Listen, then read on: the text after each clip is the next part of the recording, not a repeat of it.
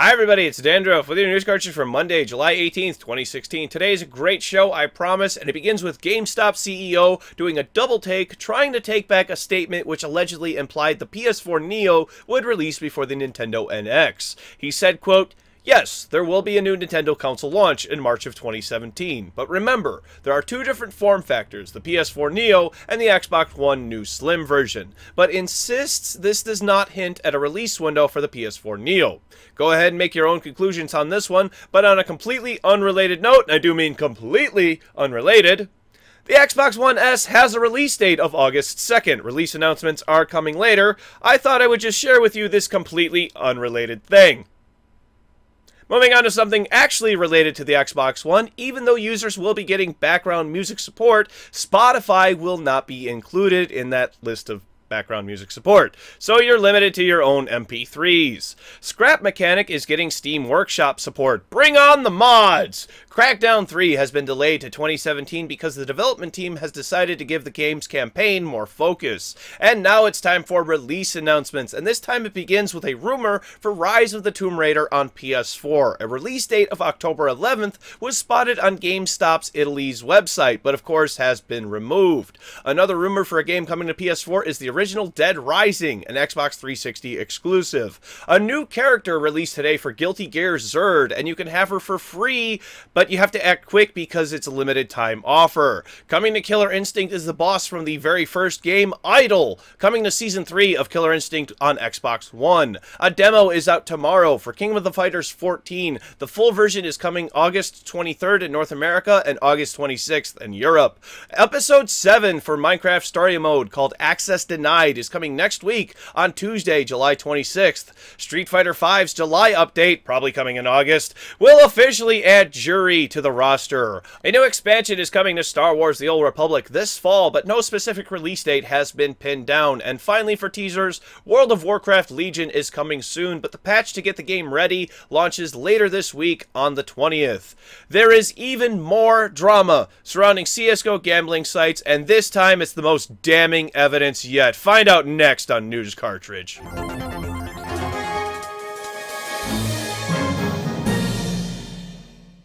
Over the weekend, browsing Reddit on a Saturday night, as I do, this happened.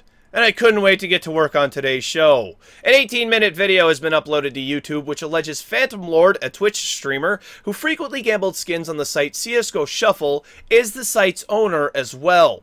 Richard Lewis is a longtime esports announcer, claims that he has ties to a hacker who alleges they worked their way into Phantoml0rd's Skype, and then proceeded to monitor it for months. The hacker released conversations to Mr. Lewis between Phantoml0rd and another person named Joris, who coded the site for CSGO Shuffle. And this reveals not only does Phantoml0rd talk about how to avoid gambling laws, and how Joris is asked by Phantoml0rd to give him skins from the website's stock, and Joris gives Phantoml0rd his bank information so he can receive a payment explicitly from CSGO Shuffle. But finally, the worst thing of all in my opinion, Phantoml0rd asks Joris for percentages, presumably of outcomes of bets for skins, meaning it's very possible he knew the outcome, win or lose, for every bet he took place in. And he also took note that his position as one of the top on the site made him look bad. I wish this story stopped there, but it's now been brought to my attention that it's very possible another owner of a CSGO gambling site has already been caught scambling. Hashtag scambling. CSGO Wild is the site in question, and the Steam account is owned by one GageG. In a video, FaZe Blaziken on the left says FaZe Rain on the right gave him a knife to trade, which my sources tell me is worth roughly $600 US. The trade is very clear that it comes from the account of GageG, the bot which holds items for CSGO Wild. Turns out the person who owns CSGO Wild cannot be searched, as it's in Antigua, a tiny island nation not too far from Puerto Rico, so it cannot be determined with 100% certainty if FaZe Rain, or really anyone else, is the owner at all. The case of Phantoml0rd, however, is way more cut and dry in my opinion, and I'm sure the lawsuits have already begun to roll out. Stay tuned to News Cartridge, as it seems inevitable more of this scandal is on its way. Quick thanks to Hovo, Ghost, and City Lion for helping me out with this story. Since there has been so much Pokemon Go news lately, I will be covering any further Pokemon Go news in a segment I'm calling the Pokemon Go Stop. First up on the Pokemon Go Stop, Nintendo shares continue to rise so high they've beaten not only Nippon Steel, a popular steel manufacturing company, but Tokyo Electric as well. If you're a northern neighbor to my country, that being Canada, you'll be happy to know that Pokemon Go has released in your country. And if you're in Japan, you may be wondering why the birthplace of Pokemon has yet to see Pokemon Go. That's because both Nintendo and Niantic have determined server capacity just isn't good enough. Meanwhile, some trainers are selling their account for over $100 which contain either high-level or rare Pokemon. Don't get any ideas though, because Niantic says this is cheating and could get your account banned.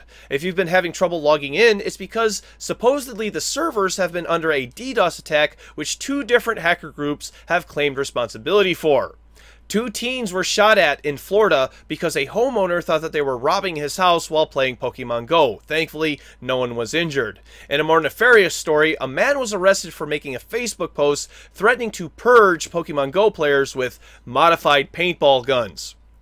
You can be sure that there will be more Pokemon Go news because tomorrow, T-Mobile rolls out their 1 year of free data for Pokemon Go players. Join me tomorrow for the Pokemon Go Stop on News Cartridge. The quick spot today is for a game I'm pretty interested in at the moment called Rimworld. It's a sci-fi space colony builder which uses the same game engine as Prison Architect. Last week it released on the Steam's Early Access program, and to celebrate this, the developer offered through Steam's ID system to give all owners of the DRM free version a copy on Steam. One of the devs even encouraged new customers to buy the game from their website because it meant more profits as they avoided Steam's 30% fee. Thieves then got a hold of stolen credit cards, bought a ton of keys through the site, and then sold the Steam key on resale sites for half the price. The Rimworld devs then had to stop the offer, and now if you buy a copy directly through the site, you only receive 1 DRM free copy. We end today with a professional Super Smash Bros. Player, Christian Hyuga Medina, one of the best Toon Link players in the world, has been dropped by his sponsor over alleged allegations that he groped a female streamer, Vicky Kitty, while attending EVO 2016, currently underway. After seeing him drunk and alone on the streets of Las Vegas, a fellow competitor invited him into their hotel room.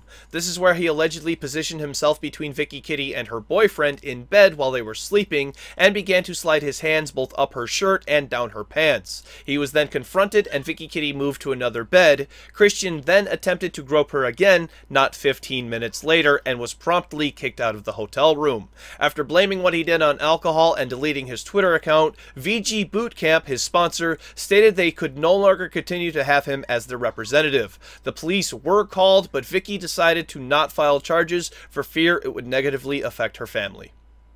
Hooray! Tomorrow's game releases for PC: Aegis of Earth, Brontonovus Assault, Trapper's Delight, The Eyes of Ara, 10-Second Ninja X, Hunter's Legacy, Ranger of the Jungle, I Am Setsuna, Machine Made Rebirth, Empty Horizons, Copter and the Sky, and A Date in the Park. For PlayStation 4, Moon Hunters, I Am Setsuna, Ark Survival of the Fittest, Neverwinter, 10-Second Ninja X, and Sword Coast Legends. For Xbox One, 10-Second Ninja X, and for PlayStation Vita, Galgun Double Peace. Thank you very much, everybody. This has been News Cartridge. I am Dandruff. I will see you tomorrow. And what do you call a stolen Tesla?